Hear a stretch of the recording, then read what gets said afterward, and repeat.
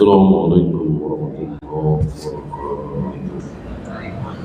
إن الحمد لله نحمده ونستعينه ونستغفره ونعوذ بالله من شرور أنفسنا ومن سيئات أعمالنا من يهده الله فلا مضل له ومن يضلل فلا هادي له أشهد أن لا إله إلا الله وحده لا شريك له وأشهد أن محمدا عبده ورسوله.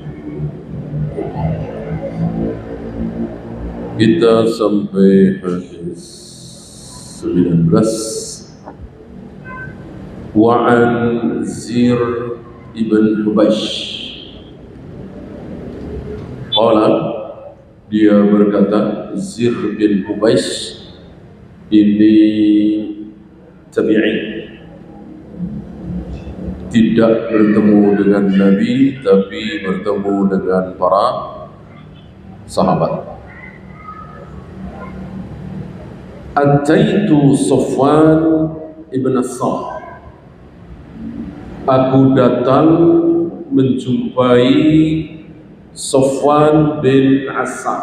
Ini sahabat tabi'in, tidak bertemu dengan Nabi tapi bertemu dengan sahabat. Banyak sahabat yang beliau temui, salah satunya Safwan bin As-Sam radhiyallahu anhu. As'aluhu 'anil mashi 'alal khuffain, aku datang kepada beliau untuk menanyakan tentang mengusap apa? Khuf. Khuf bisa kaos kaki, bisa sepatu kulit yang rapat yang menutup seluruh kaki sampai di atas mata kaki. Berarti kalau sepatu pada umumnya nggak masuk. Rata-rata sepatu kan di bawah mata kaki, ini di atas mata kaki.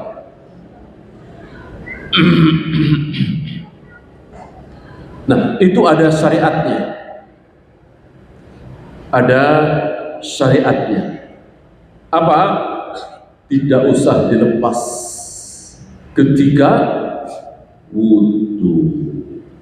Tidak usah dilepas ketika wudu. Loh, berarti tidak basah dong kakinya? Iya, tidak basah.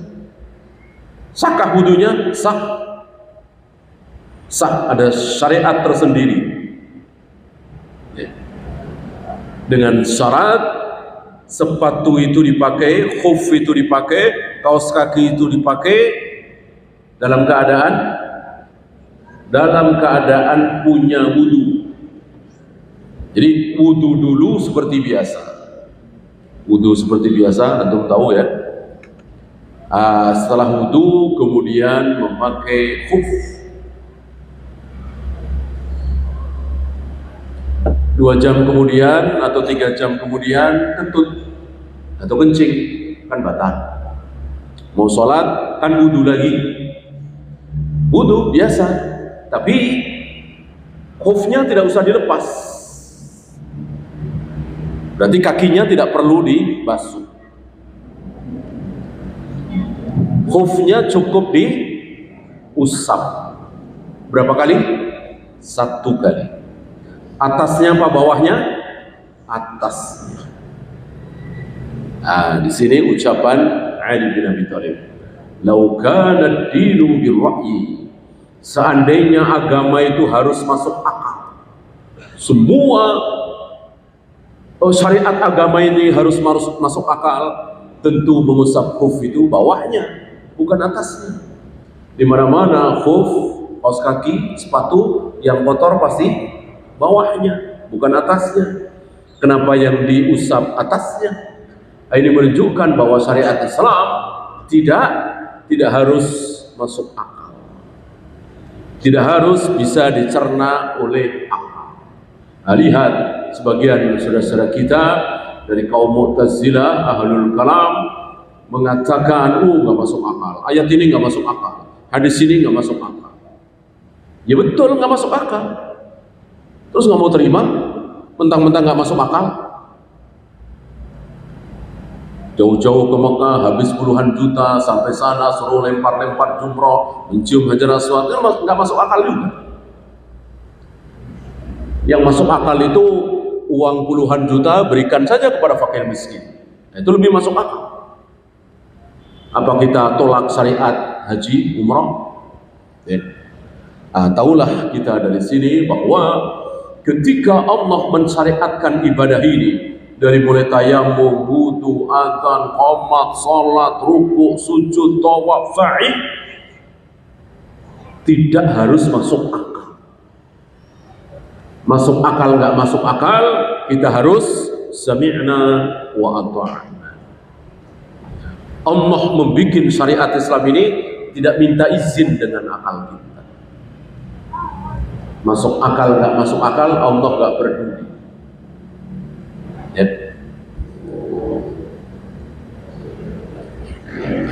Faqal, setelah Zir bin Hubais tabi'in ini mendatangi Safwan bin Asal untuk bertanya tentang mengusap khuf, lalu Safwan bin Asal bertanya, "Ma ja'a bika ya Zir?" Apa yang menyebabkan engkau datang kemari, wahai Zir? Si tabi'in tadi. Aku jawab, Zir bin Hubais menjawab, ibtigha'ul ilm. Aku datang kemari untuk mencari ilmu. Berarti ilmu itu harus didatangi. Ada di mana nih ilmu? Ya, kita datangi. Bukan kita suruh datang. Mentang-mentang kita punya banyak uang, ya kan? Kita suruh datang ke rumah kita, suruh ngajar di rumah kita, di kantor kita. Ya kalau masjid kan untuk ngumpul bareng-bareng. Masjid itu berarti kan datang. Oleh karena itu ketika Imam Malik diminta datang ke penguasa untuk memberikan ilmu, jawaban beliau, al-ilmu yu'ta wala ya'ti. Ilmu itu didatangi, bukan disuruh datang. Apa yang menyebabkan engkau datang kemari? Dijawab, ibtigha'ul ilm. Aku datang untuk mencari ilmu. Langsung dikomentari oleh sahabat ini, Safwan bin Affan. Innal malaikata tada'u ajnihataha. Para malaikat itu meletakkan sayap-sayapnya, ajnihah, bukan janah. Kalau janah cuma satu sayap, ini ajnihah, sayap-sayapnya. Karena sayap malaikat bukan cuma satu, bukan cuma satu pasang. Ada yang dua-dua, ada yang empat-empat, dan seterusnya. Bahkan Jibril pernah dilihat oleh Nabi SAW dengan sayap sebanyak berapa? Masih ingat? Berapa sayapnya Jibril? 600. Nah, sayap malaikat ini diletakkan untuk siapa? Li talibil ilm, untuk para pencari ilmu, untuk orang-orang yang sedang mencari ilmu. Kenapa? Ridwan bima yatlub. Malaikat itu senang, malaikat itu suka dengan ilmu. Jadi kalau kita sholat, malaikat senang. Kita sedekah, malaikat senang. Kita baca Al-Quran, malaikat senang. Kita berbakti kepada orang tua, malaikat senang. Kita mencari ilmu, lebih senang. Faedahnya, seluruh kebaikan yang dicintai oleh Allah, malaikat pasti senang. Nah, yang paling disukai oleh malaikat apa? Ilmu. Ketika ada orang mencari ilmu, malaikat senang. Maka diletakkanlah sayapnya, sayap-sayapnya.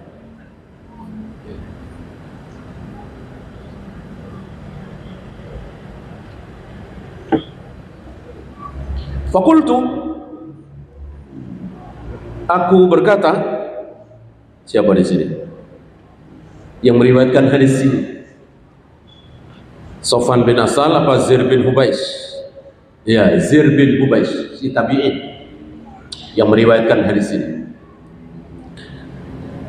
Innahu qad hakka fi sadri al-masu 'ala al-khuffain. Masih ragu dalam diriku tentang mengusap khuf. Jadi kalau ragu dalam hal ilmu, tanya kepada ahli ilmu. Jangan kemudian ngarang-ngarang sendiri, ijtihad sendiri, mereka-reka sendiri. Ini yang banyak terjadi. Terdorong oleh rasa malas untuk belajar, untuk bertanya, maka ngarang-ngarang sendiri.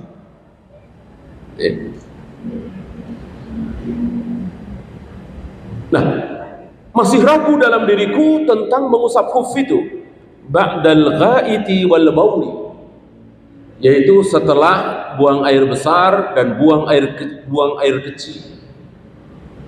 Wa kunta imra'an min ashabin Nabi sallallahu alaihi wasallam, sementara engkau adalah salah satu sahabat Nabi sallallahu alaihi wasallam. Ataulah kita dari sini mencari ilmu itu dari siapa? Dari sahabat.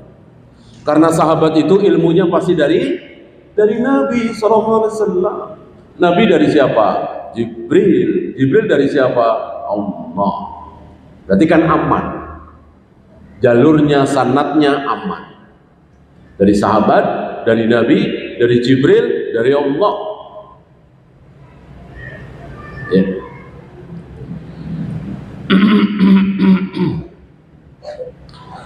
Faji'tu as'aluka, maka aku datang kemari untuk bertanya tentang mengusap khuf. Hal sami'tahu yadhkuru fi dhalika syai'a, apakah engkau masih ingat Rasul menyebut-nyebut tentang mengusap khuf? Gimana itu? Jadi ilmu itu begitu, bukan gimana. Jadi dibawakan sumbernya. Gimana kata Rasul tentang mengusap khuf? Nah gitu. Nggak seperti hari ini kan. Cara sholat gimana? Pertama begini, kedua begini, ketiga begini, keempat begini. Ya kalau anak-anak mungkin ya. Anak SD, SMP mungkin ya. Adapun sudah belajar, apalagi mahasiswa dan seterusnya, ya tentu nggak bisa seperti itu. Mana dalil? Betulkah ini kata Nabi? Betulkah ini perbuatan Nabi? Betulkah ini sunnah Nabi sallallahu alaihi wasallam? Ini pertanyaan yang wajar, apalagi hari ini, apalagi di negeri kita ini, campur aduk antara sunnah dengan bid'ah, campur aduk di situ. Bid'ah semua nggak mungkin, campur antara sunnah Nabi dengan yang bukan sunnah Nabi. Bukan sunnah Nabi apa? Bid'ah, campur aduk. Kita harus tahu mana yang sunnah, mana yang bid'ah. Bid'ah semua nggak mungkin. Maunya kita sunnah semua. Kan kalau nggak sunnah nggak diterima. Man 'amila 'amalan laisa 'alaihi amruna fahuwa raddun, tertolak. Beramal tidak mencontoh aku, tertolak. Mencontoh aku sunnah, tidak mencontoh aku bid'ah, kata Nabi sallallahu alaihi wasallam. Tercampur antara sunnah dengan bid'ah. Sekali lagi, bid'ah semua nggak mungkin. Dari takbirnya bid'ah, sedekahnya bid'ah, baca Al-Fatihahnya bid'ah, takbirnya, rukuknya, sujudnya bid'ah semua, nggak mungkin. Nggak mungkin, pasti ada sunnahnya. Baca usolli bid'ah, takbir sunnah, dakep di bawah pusar bid'ah, ya. Baca al-fatihahnya sunnah, pasti. Panjang pendeknya benar, baca ayatnya sunnah. Kemudian takbir menuju rukuk sunnah, rukuknya bid'ah. Karena punggungnya ke bawah tidak rata. Para sahabat melihat Nabi rukuk, para sahabat mengatakan apa? Seandainya diletakkan ember berisi air di atas punggung Nabi, niscaya tidak akan tumpah. Kalau begini pasti tumpah, atau kalau rukuknya begini pasti tumpah. Berarti rata. Apa istilahnya, horizontal, ya, sejajar gitu. Ya itu dia. Nah, kita nggak mau dan jangan sampai ibadah kita yang sunnah itu tercampur dengan bid'ah satu saja. Kan ancamannya sesat, ancamannya neraka. Nggak mau kan? Nah, maka kita harus belajar mana yang sunnah, mana yang bid'ah. Assalamualaikum warahmatullahi wabarakatuh. Assalamualaikum warahmatullahi wabarakatuh. Bid'ah. Mengawali wudu dengan nawaitul wudu'a, bid'ah. Menggosok-gosok sela-sela jari dengan baca bismillah, sunnah. Berkumur-kumur 3 kali, habis itu hidung 3 kali, bid'ah. Yang sunnah bareng antara mulut dengan hidung dengan sekali ambilan. Ada tamatmat, ada istinsyak, dan seterusnya dan seterusnya. Ya, bukan pembahasan kita.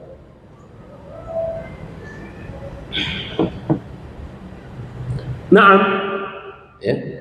Dijawab oleh Sofwan bin Asal, ya. Ya.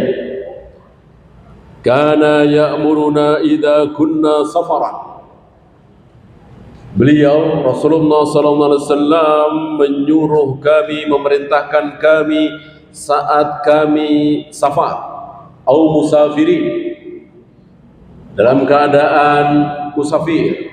Musafir orangnya, isim fa'il, safar perbuatannya.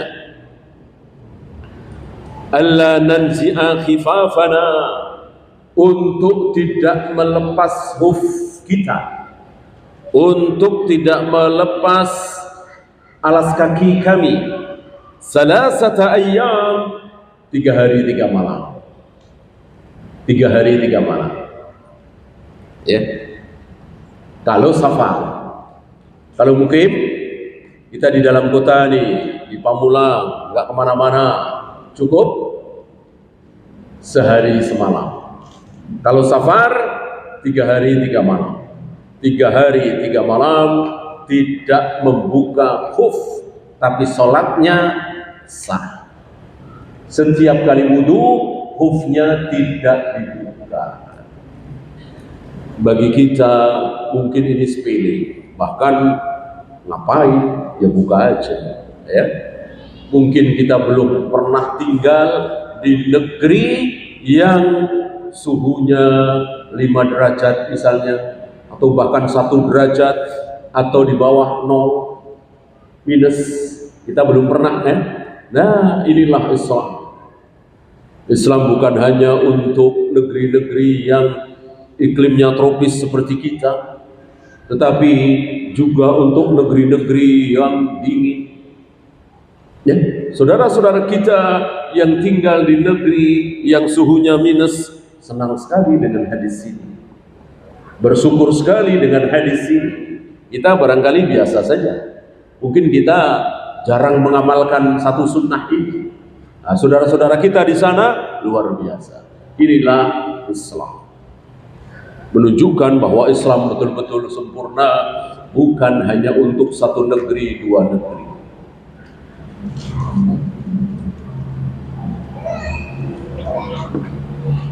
Illa min janabatin, kecuali kalau kecuali kalau junub. Kalau junub nggak bisa. Junub kan harus mandi. Kalau mandi, khufnya harus dilepas. Yang khufnya boleh tidak dilepas, khusus wudu. Kalau mandi harus dilepas. Lakin min ghaitin wa baulin wa naumin. Jadi cuman karena buang air besar, buang air kecil, dan tidur. Nah, di sini beliau berpendapat tidur membatalkan wudu. Kan diatofkan dengan ghaid, diatofkan dengan baul. Disamakan dengan buang air besar, buang air kecil, dan tidur. Maka tidur membatalkan wudu seandainya dalil cuman ini. Sementara ada dalil lain, ya. Dalil pendukung ini ada. Yang mengikat dubur adalah, yang bisa mengikat dubur adalah mata. Jika mata melek, dubur terikat. Artinya kalau kentut sadar.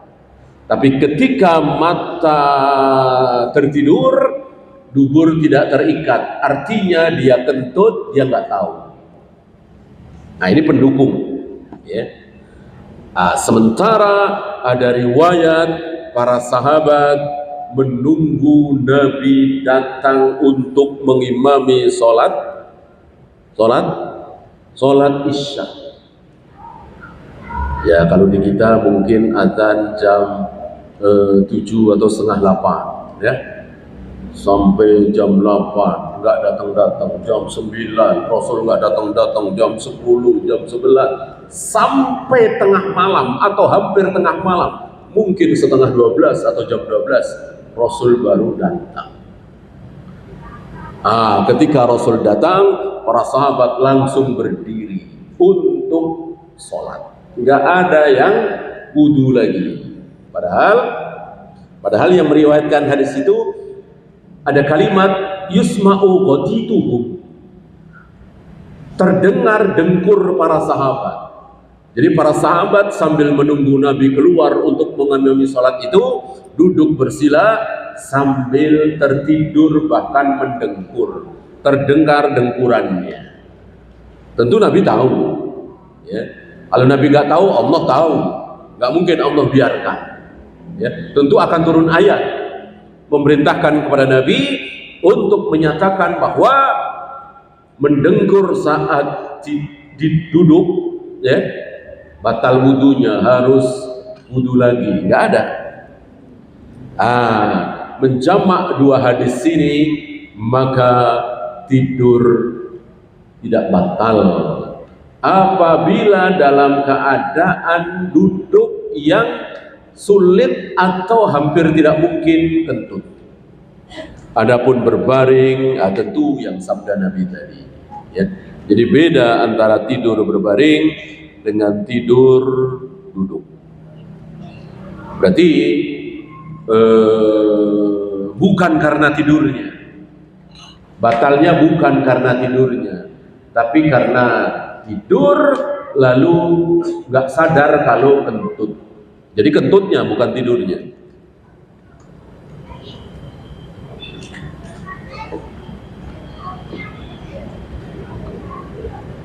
Fakultu, aku bertanya lagi. Zair bin Hubais tabi'in ini bertanya lagi kepada Sofwan bin Assal, hal sami'tahu yadhkuru fil hawa syai'a? Apakah engkau pernah mendengar Nabi menyebut tentang al-hawa? Al-hawa yang dimaksud di sini adalah cinta, ya. Bukan hawa nafsu. Dijawab, na'am, ya. Kunna ma'a Rasulillahi sallallahu alaihi wasallam fi safarin. Waktu itu kami sedang bersama Nabi sallallahu alaihi wasallam dalam satu safar, perjalanan keluar kota. Fa baina nahnu indahu idh nadahu a'rabiyyun. Tiba-tiba ada seorang Arab Badui Antum tahu siapa Arab Badui ya? Tidak punya sopan santun, tidak punya rasa madu. Ya jauh dari pendidikan, namanya juga Badui. Jauh dari perkotaan, jauh dari pergaulan. Bi sautin lahu jahriyun, teriak dengan suara keras, ya Muhammad, panggilan haram.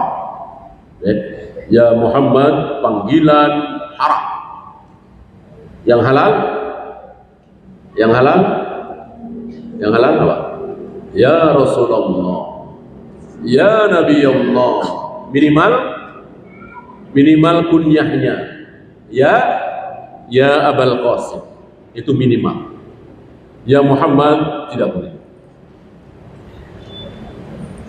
Fa'ajabahu Rasulullah sallallahu alaihi wasallam nahwan min sautihi. Rasul menjawab dengan suara yang tidak kalah kerasnya.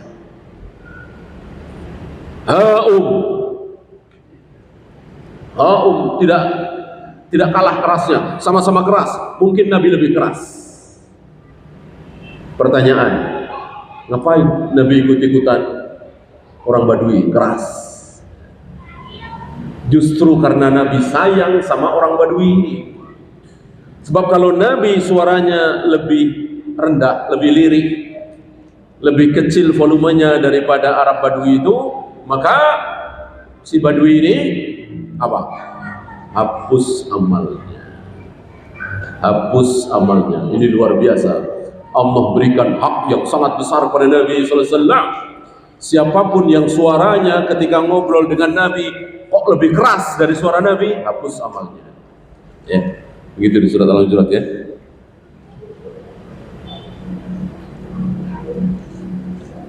La tarfa'u aswatakum fawqa sautin nabi. Jangan kalian mengeraskan suara lebih keras dari suara Nabi. Jika kalian lebih keras dari suara Nabi, hapus amal kalian. Nah, Nabi tidak mau si Badui ini hapus amalnya, maka beliau teriak dengan lebih keras atau sama keras. Faqultu lahu, aku berkata kepada dia, kepada si Badui. Sofwan bin Asal berkata kepada si Badui, waihak, celaka engkau, ugdud min sauti, rendahkan suaramu, jangan terlalu keras. Fa innaka indan Nabi sallallahu alaihi wasallam, engkau sedang berada di hadapan Nabi sallallahu alaihi wasallam. Wa qad nuhita an hadza, enggak boleh, tidak boleh engkau bersuara keras, lebih keras dari Nabi sallallahu alaihi wasallam. Sofwan bin Asal tahu, si Badui ini enggak tahu. Ya. Wallahi la aghdud, demi Allah saya tidak bisa. Enggak bisa. Saya ngomong pelan enggak bisa. Ada orang begitu ya. Kalau ngomong enggak bisa pelan. Keras terus, mungkin udah kebiasaan. Halal a'rabiyu, si Arab Badui ini melanjutkan kalimatnya, al-mar'u yuhibbul qauma, ada seseorang yang mencintai satu kaum. Walamma yulhiq bihim, tapi orang itu jauh dari kaum itu. Ya, orang itu ada di pelosok, kaum itu ada di kota, di Madinah. Orang itu siapa? Dirinya sendiri. Kaum itu siapa? Rasul dan para sahabat. Jadi maksud si Badui ini, aku mencintai kalian, Rasul dan para sahabat, tapi aku dengan kalian jauh. Ketemu mungkin baru sekarang, atau mungkin 2 kali 3 kali. Kalian ada di Madinah, aku ada di pelosok. Gitu. Apa jawab Nabi? Al-mar'u ma'a man ahabba yaumal qiyamah. Nanti pada hari kiamat, orang itu akan dikumpulkan bersama bersama orang-orang yang dia cintai. Jadi maksud Nabi, walaupun engkau tidak bersama kami di Madinah, jauh, tapi nanti insya Allah kita bersama-sama. Di mana? Tentu di surga insya Allah. Ya. Berharap jika antum cinta kepada Imam Syafi'i, cinta kepada Imam Bukhari, apalagi cinta kepada Abu Bakar, Umar, apalagi cinta kepada Rasulullah SAW, akan bersama dengan orang yang kita cintai. Ya. Coba kalau antum cinta sama artis, mana tiap hari nonton artis, kan mau nggak mau ada rasa cinta, ya kan? Main bola lah, inilah itu, kafir, ahli maksiat. Nah, waliyadzubillah, naudzubillah min dzalik. Kalau sampai nanti kita di hari kiamat oleh Allah dikumpulkan dengan mereka karena kita cinta kepada mereka, dan maka hilangkan rasa cinta kita terhadap orang kafir, ahli maksiat. Kenapa? Ya karena kita nonton terus, menyaksikan terus, dekat terus. Coba kalau yang kita baca, yang kita saksikan, yang kita baca sirahnya Rasul, para sahabat, Imam Syafi'i, Imam Bukhari, otomatis, ya kan? Fama zala yuhaddithuna hatta dzakara baban minal maghrib. Kemudian Nabi terus mengucapkan kalimatnya. Lupa. Sofwan bin Asal lupa. Karena panjang mungkin ya, Nabi berbicara tentang ini, tentang itu. Hatta dzakara baban minal maghrib. Sampai Nabi menyebut ada satu pintu. Ada satu pintu. Di mana pintu itu? Di maghrib. Maghrib itu apa? Barat. Maghrib itu barat. Kalau timur, masyrik. Ya.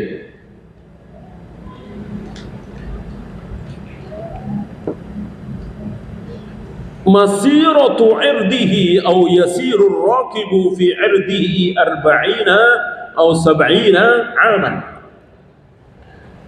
Namanya pintu kan pasti ada batas ya. Pintu itu kan, ya tahulah pintu ya. Lebarnya berapa? Bukan tingginya, lebarnya. Ya. Ada yang 1,5 meter, ada yang 2 meter, ada yang 3 meter barangkali ya. Dari ujung ke ujung gitu. Dari batas kusen sini ke kusen sini begitu. Nah, ini berapa? 40 tahun atau 70 tahun perawi ragu. Ya. Perawi ragu. Apakah 40 tahun atau 70 tahun? Yasirur rakibu fi irdihi. Rakib ya, ini bukan jalan. Rakib itu kan isim fa'il dan rakib bayar kagu, mengendarai apa unta, apa kuda. Mengendarai kuda misalnya dari ujung ke ujung 40 tahun atau 70 tahun. Berapa juta kilometer itu. Nggak berhenti-berhenti tentunya, terus berjalan 40 tahun atau 70 tahun baru sampai. Berapa juta kilometer, mungkin berapa miliar kilometer ya. Adanya di mana? Di barat. Ya. Qala Sufyan ahadur ruwat qibala Syam. Sambil menunjuk Syam, dari Mekah ke Syam kan arah barat. Khalaqahullahu ta'ala yauma khalaqas samawati wal ard. Allah menciptakan pintu itu bersamaan dengan Allah menciptakan langit dan bumi. Di hari pertama Allah menciptakan langit dan bumi, Allah juga menciptakan pintu itu, adanya di barat. Maftuhan, pintu itu selalu terbuka. Pintu itu terus terbuka. Untuk apa? Littaubati. Untuk siapapun yang bertaubat. Nah, ini syahidnya. Ini kan bab taubat ya. Pintu itu terus terbuka, tidak pernah tertutup. La yughlaqu hatta tatlu asy-syamsu minhu. Nanti pintu itu akan tertutup ketika Ketika apa? Ketika kemarin. Ketika matahari terbit dari situ. Ketika matahari terbit dari barat. Kan pintu itu ada di barat. Ya. Sampai hari ini matahari masih terbit dari timur. Maka pintu itu masih terus terbuka. Belum ditutup.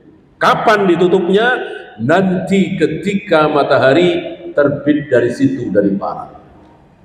Ketika matahari terbit dari barat, pintu itu ditutup oleh Allah, dan siapapun yang bertaubat tidak diterima.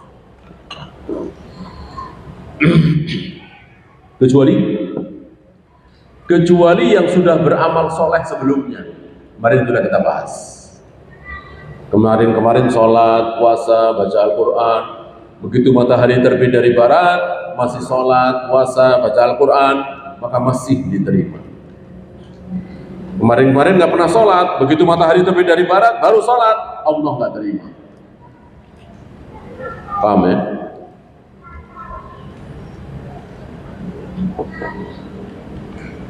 Ya, hadis ini hasan sahih kata Al-Imam At-Tirmidzi.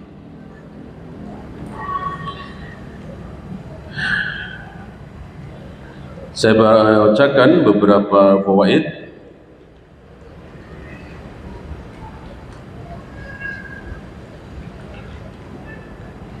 Mutalabatus sa'ili lil 'alimi 'an dalilihi ahwa nassun am istidlalun wa ijtihadun.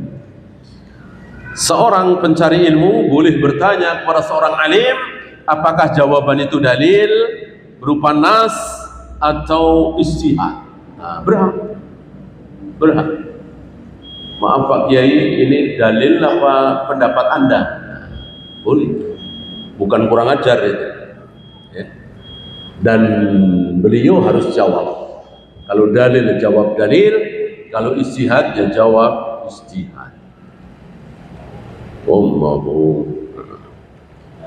Ya, silakan adzan dulu. Sallallahu alaihi wasallam. Wa akhiru da'wana alhamdulillah.